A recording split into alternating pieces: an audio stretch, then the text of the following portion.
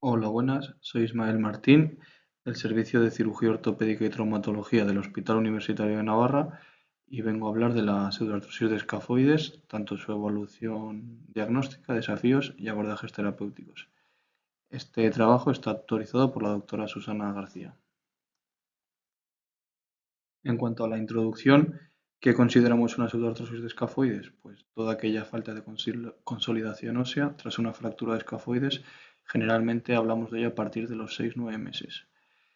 La fractura de escafoides es la fractura más común del carpo, comprendiendo el 50 al 80% de las fracturas, y presenta una tasa de pseudoartrosis entre el 10 y el 15%.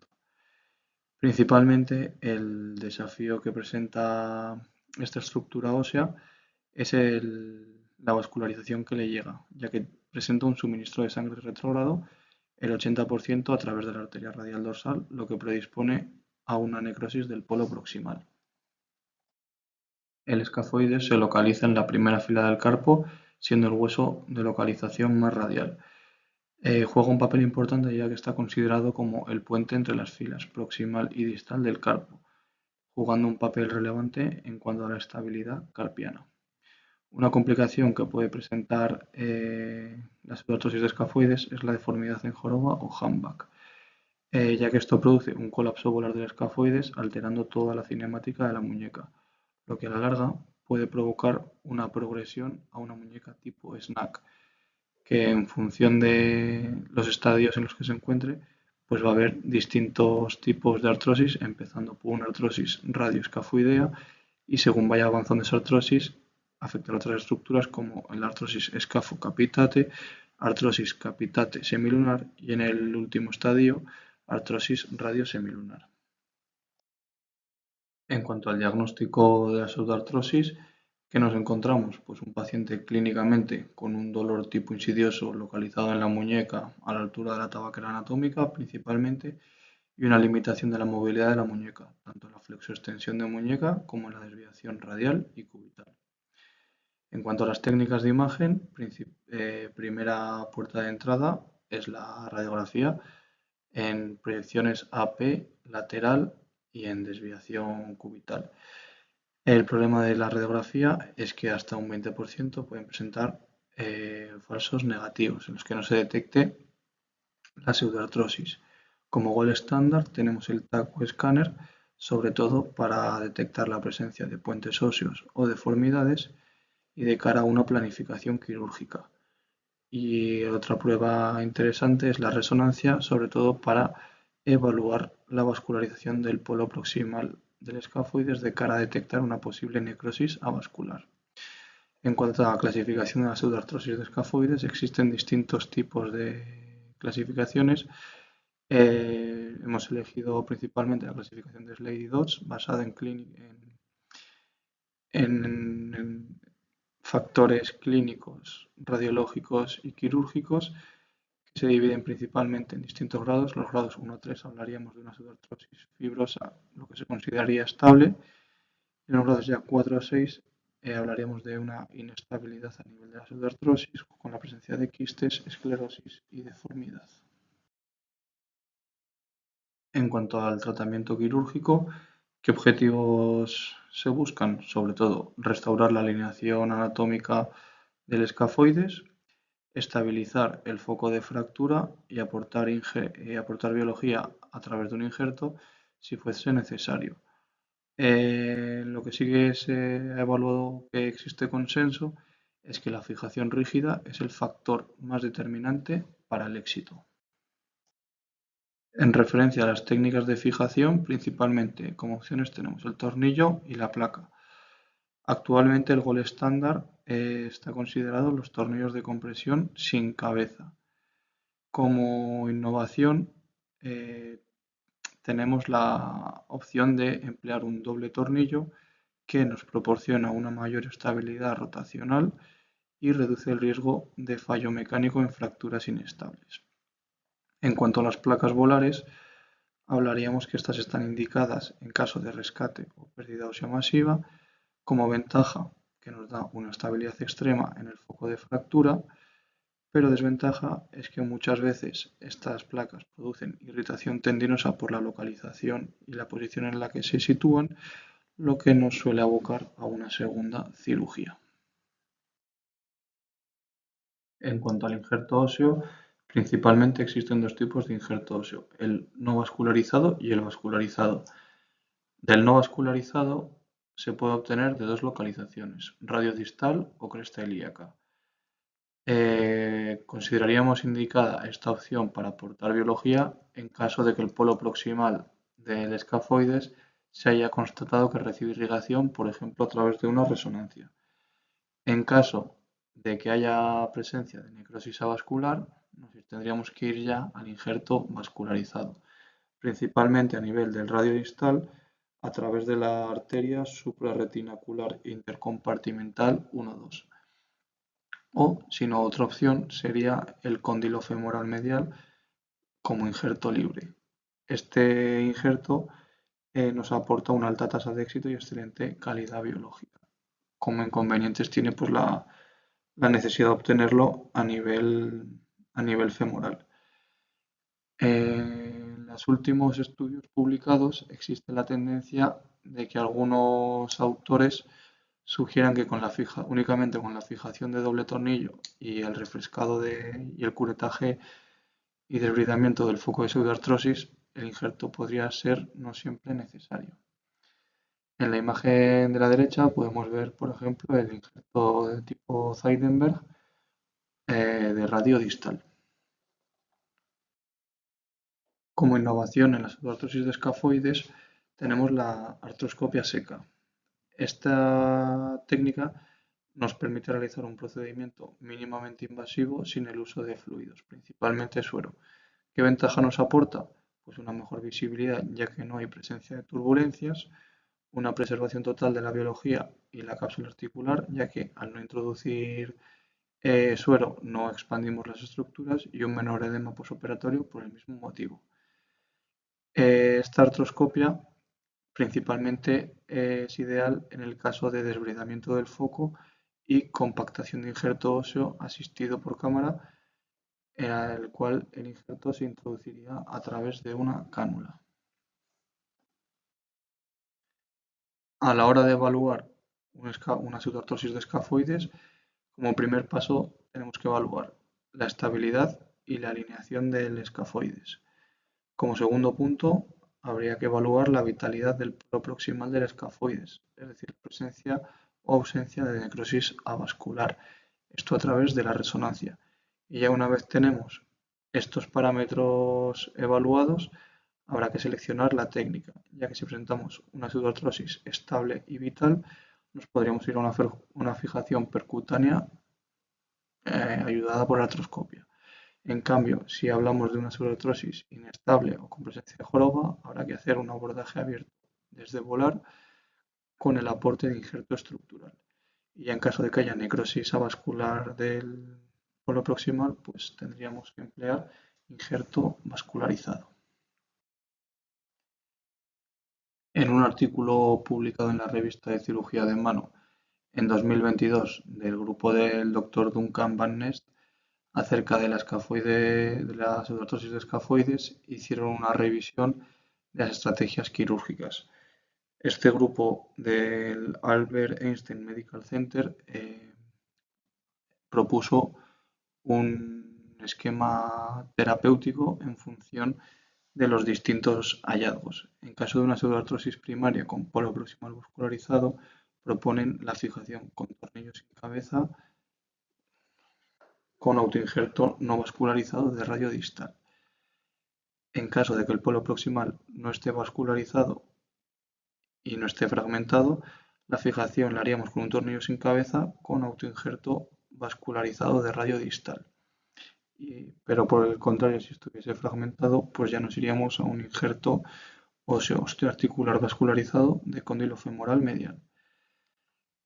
Si si se trata de una pseudoartrosis secundaria con polo proximal no vascularizado y fragmentación, también con el injerto de cóndilo femoral medial. En cambio, si no hay fragmentación, pues el injerto vascularizado de radio distal, empleando la fijación con placa volar.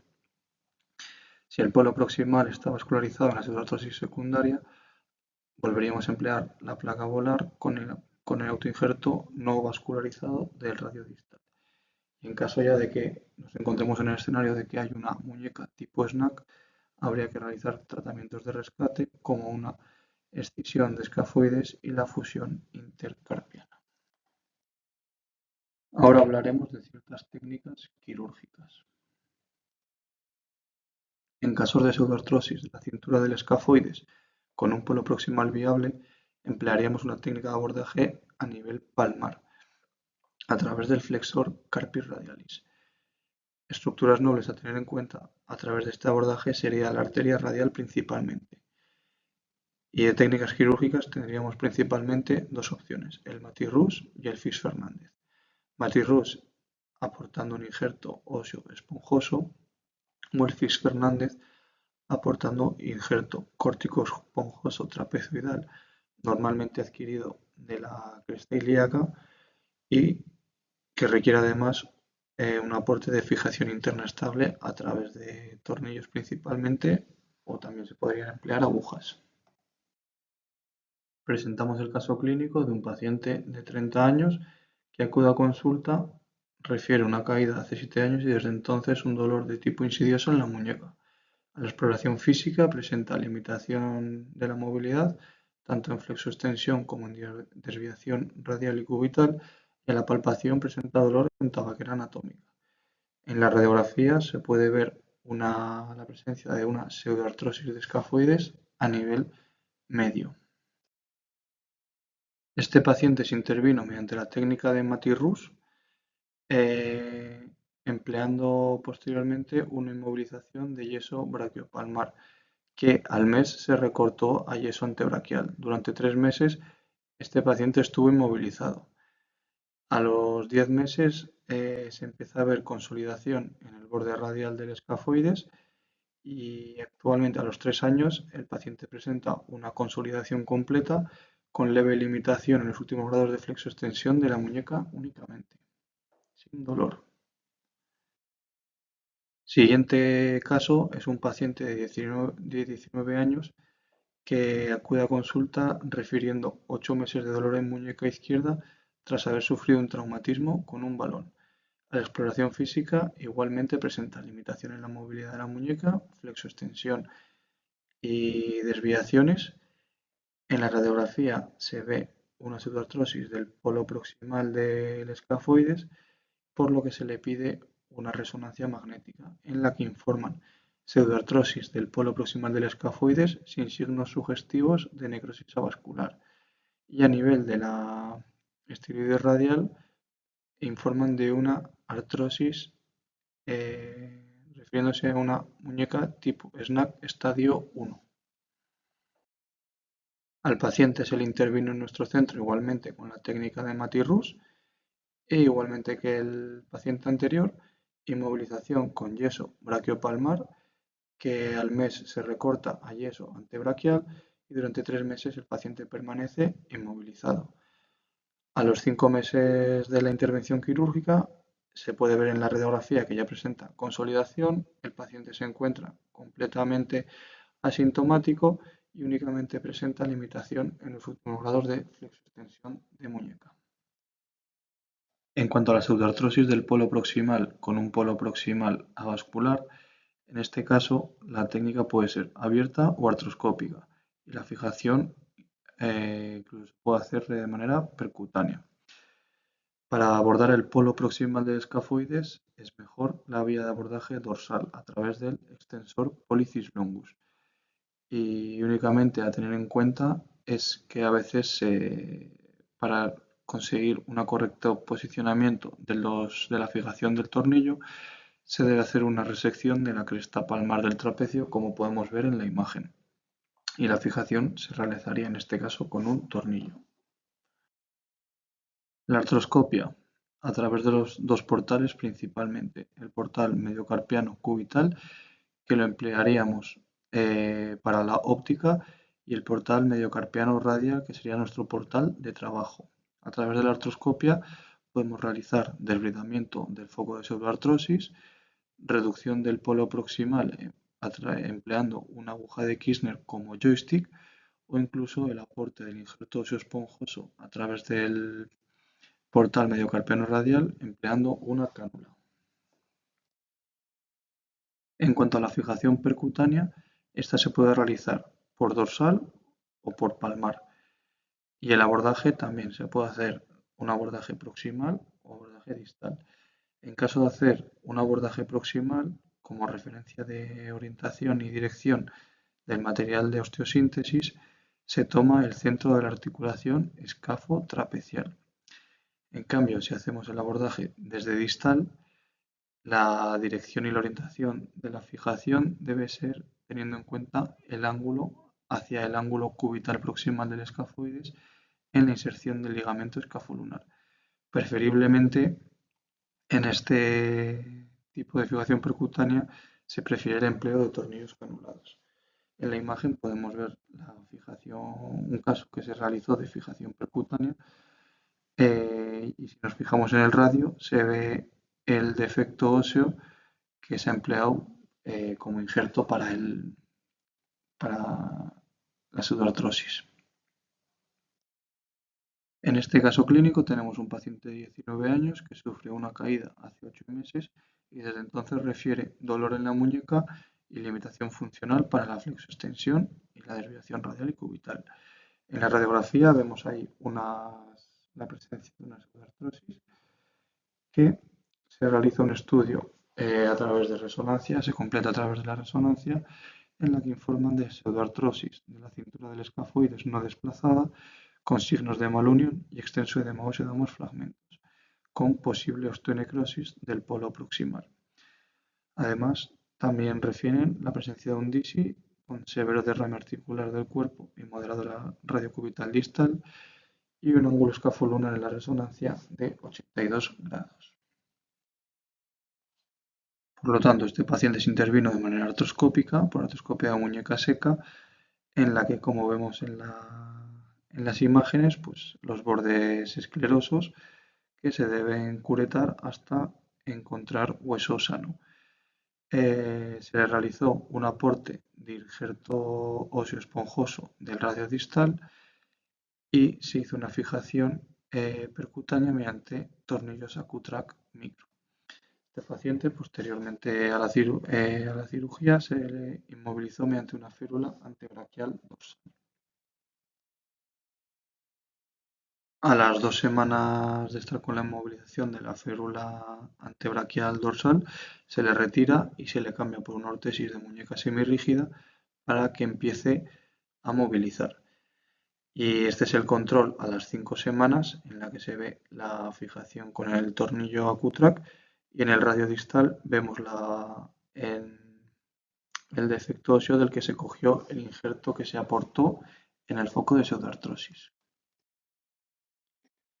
Este artículo, publicado en septiembre de 2023 en la revista de Cirugía Europea de Mano, a través de un estudio multicéntrico de diversos centros de Estados Unidos, nos habla de las nuevas direcciones en cuanto a la pseudoartrosis de escafoides. Principalmente recalcan dos puntos importantes. Uno es el tema de la inmovilización con yeso posterior a la pseudoartrosis, ya que se ha visto a través del ensayo SWIFT que yesos más simples que no distales a la articulación del codo, es decir, que no sean